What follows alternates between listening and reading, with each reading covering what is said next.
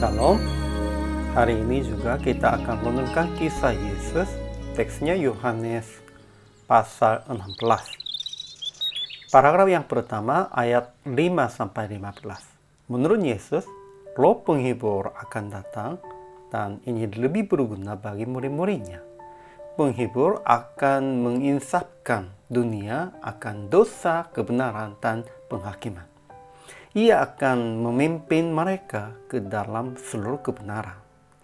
Paragraf yang kedua, ayat 16-24. Ketika Yesus berkata, "Tinggal sesaat saja dan kamu tidak melihat aku lagi, dan tinggal sesaat saja pula dan kamu akan melihat aku." Murid-muridnya heran karena tidak tahu maksudnya. Tetapi Yesus berkata, "Pada hari itu kamu tidak akan menanyakan apa-apa kepadaku, dan segala sesuatu yang kamu minta kepada Bapa akan diberikannya kepadamu dalam namaku." Kesimpulan, Roh Penolong akan datang dan akan membaharui murid-muridnya dan dunia. Menurut Yesus, Roh Penghibur akan datang dan ini lebih berguna bagi murid-muridnya. Penghibur akan menginsafkan dunia akan dosa, kebenaran, dan penghakiman. Ia akan memimpin mereka ke dalam seluruh kebenaran.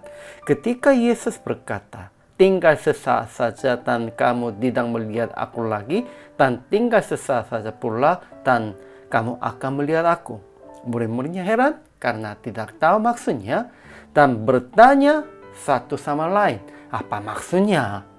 Mereka belum pernah mendengar tentang bangkit, naik ke surga, dan datang kembali. Yesus juga sudah membayangkan tentang reaksi mereka. Dan Yesus hanya berkata, "Pada hari itu, kesusahanmu itu akan berubah menjadi kegembiraan. Kamu tidak akan menanyakan apa-apa kepadaku. Dan segala sesuatu yang kamu minta kepada Bapa akan diberikannya kepadamu dalam namaku." Ajaran tentang Yesus dan Roh Kudus. Pertama, Roh Penghibur akan datang dan menginsafkan dunia akan dosa, kebenaran, dan penghakiman. Kedua, ia akan memimpin kita ke dalam seluruh kebenaran. Ketiga, Yesus akan datang lagi pada hari itu. Keempat, segala sesuatu yang kita minta kepada Bapa akan diberikannya kepada kita dalam nama Yesus. Dan keempat ini, banyak orangnya berpikir sekarang siapapun langsung, namun sesuai dengan teks harinya ini pada hari itu. Oke, kemudian ajaran bagi kita.